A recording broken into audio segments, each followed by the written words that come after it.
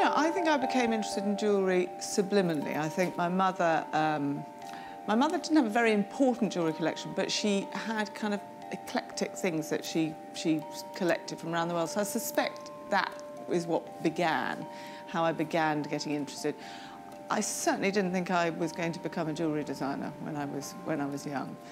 It all began because my mother had a fish business that she used to supply fish straight from the boats in Sussex to all the best 60-odd restaurants in London, from the Gavroche to Claridge's to Annabelle's. And she rang me one day and she said, I desperately need 60 presents to give the chefs for Christmas. Have you got any ideas? I rang her back and said, listen, actually, the only idea I've got is I've found somebody in the Philippines who'd made some silver jewellery for me.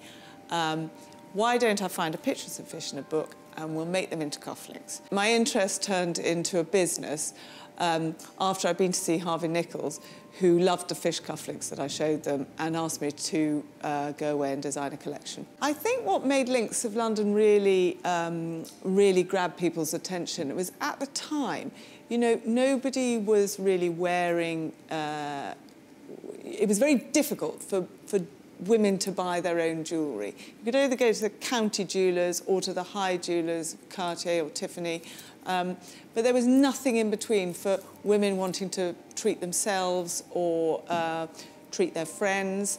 And likewise, I think buying presents for men at that time was very difficult, unless you wanted to spend hundreds of pounds. So a pair of cufflinks at that time was £45, £50. And I felt very strongly that people in the city, which is where we opened the first shop, really didn't have the time to buy the present, go and buy the wrapping paper, go and buy the card. So I wanted to make it look beautiful and make it as hassle-free as possible. After selling Links in 2007, I thought, well, I'll do what I really enjoy doing. And, you know, even 5 years ago, when Annoushka started, it was still very difficult for me to buy myself jewellery that I wanted to wear. So I guess what I try to do is to design jewellery for myself and how I want to wear it, which is a little bit different from the high jewellers who perhaps, to have something very individual, you have to commission something and you're talking hundreds of thousands of pounds, or quite kind of generic jewellery which you'll see lots of other people have. So I'm really about trying to design individual pieces with character. I think my approach to jewellery is very relaxed. It's more about dress up your jeans than dress up your cocktail dress. And I think that's how the world's moved on, and people wear clothes in very different ways now. We're not frightened to put this colour with that colour, colours that you'd never have done 10 years ago. It's a little bit about confidence. It's a little about just finishing something off.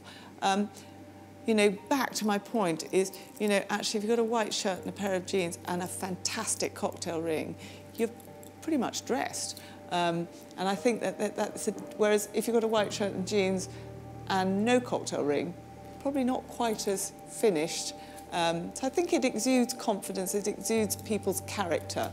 It says quite a lot about the person. I am passionate about colour, and so what that means is that we have lots of different coloured stones throughout the collection, which appeals to different people from different parts of the world. And my inspiration comes from all over the place. It could come from driving to work in the morning, to a walk on the beach, and my last collection, which is called Dreamcatcher, I woke up one morning and thought, I really want to call a collection Dreamcatcher.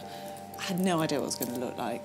And then I drove past a sign, actually, on the way to work, and I came in and said to Liz, it's going to be fretwork and it's going to work. It's going to come from that.